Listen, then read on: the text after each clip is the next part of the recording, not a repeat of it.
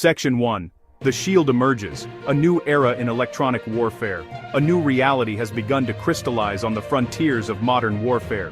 Russia has fielded a new generation of sophisticated anti-drone systems, catching many Western observers off guard. The speed of deployment and proven effectiveness have sent ripples of concern through NATO planning circles. This is not an incremental update, it is a leap in electronic warfare capability. The core dynamic, threat versus shield, has decisively shifted. For years the drone was ascendant, inexpensive, tactically transformative. Now a formidable shield has emerged to counter it. This essay explains what these new Russian systems do, in plain terms. How they detect, track, and neutralize drones. Why their appearance has rattled NATO. We move from technical to tactical, with concrete examples and contrasts to older defenses, from ad hoc tools to integrated shields, and we assess implications for forces, civilians, and infrastructure. Section 2. How Russia's new systems operate. The challenge begins with the technology itself, not a single device, but a family of interconnected technologies, designed to detect, disrupt, and destroy UAVs.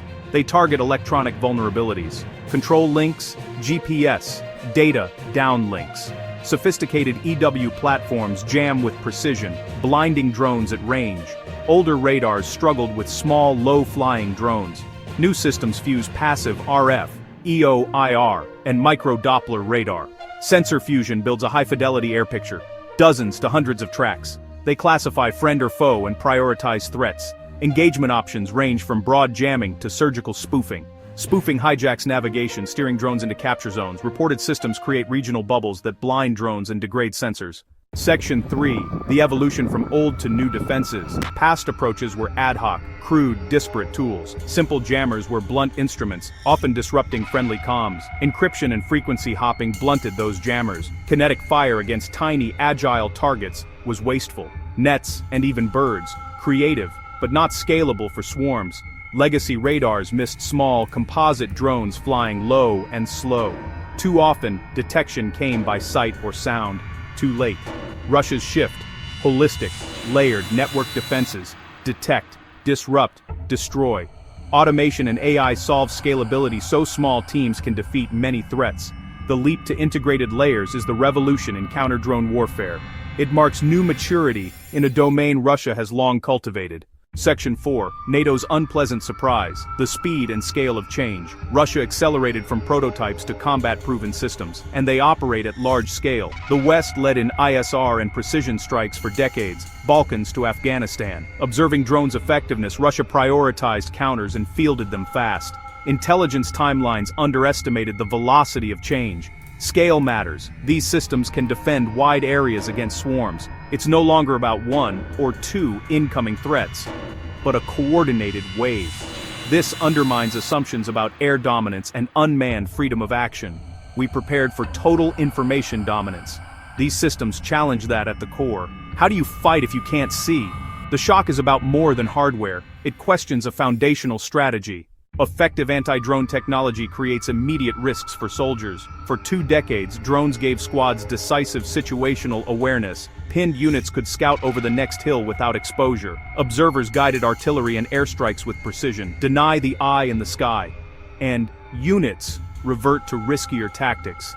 More ambush risk, more IED danger, more direct contact.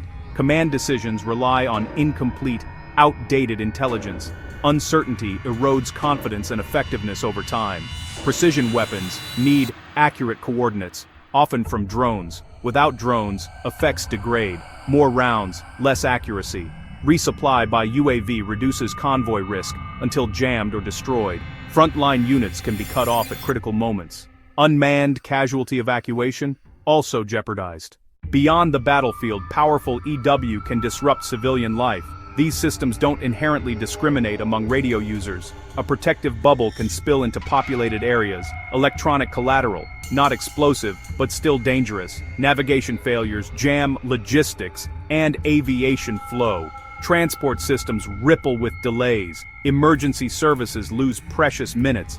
Finance relies on GPS timing. Outages cause economic harm. Bugs, human error, or atmospheric effects can widen impact. Spoofing meant for drones could interfere with civil aviation. Pilots report GPS interference in hotspots. As IoT expands, more systems become vulnerable to broad-spectrum EW. Cascading failures can undermine public confidence without a shot fired. NATO must combine technology, tactics, and investment. No silver bullet. Make drones more resilient. Shielding, GPS alternatives, directional links, hopping, encryption. Smaller, faster, stealthier designs complicate detection. Build systems to find and neutralize enemy EW, electronically or kinetically. Field-layered counter-drone shields to protect forces. Train for denied environments. Revive analog skills and radio discipline. Shift doctrine, swarms, cheaper and expendable drones. Treat them like munitions. Pursue norms protecting civilian RF and GPS. Establish peacetime safe zones. Reform procurement. Fund experimentation. Shorten innovation to field cycles. Leverage AI for autonomous operations and adaptive defenses in real time. Russia's advanced anti-drone systems mark an inflection point. The era of uncontested unmanned airspace is over. The shield caught up. Doctrines, technologies, and tactics must be re-evaluated. Integrated layers neutralize both single drones and coordinated swarms. ISR, precision strikes, and resupply are all contested. NATO needs a three-tiered effort. Resilient drones and counter-EW, troops trained for EW, diplomacy and agile industry. Success depends on investment, honesty about vulnerabilities, and unity of purpose. Choices in labs, training grounds, and ministries will decide who regains initiative. This contest, seeing versus denying sight, will keep evolving. Russia's advances demand an agile response. The time to adapt is now.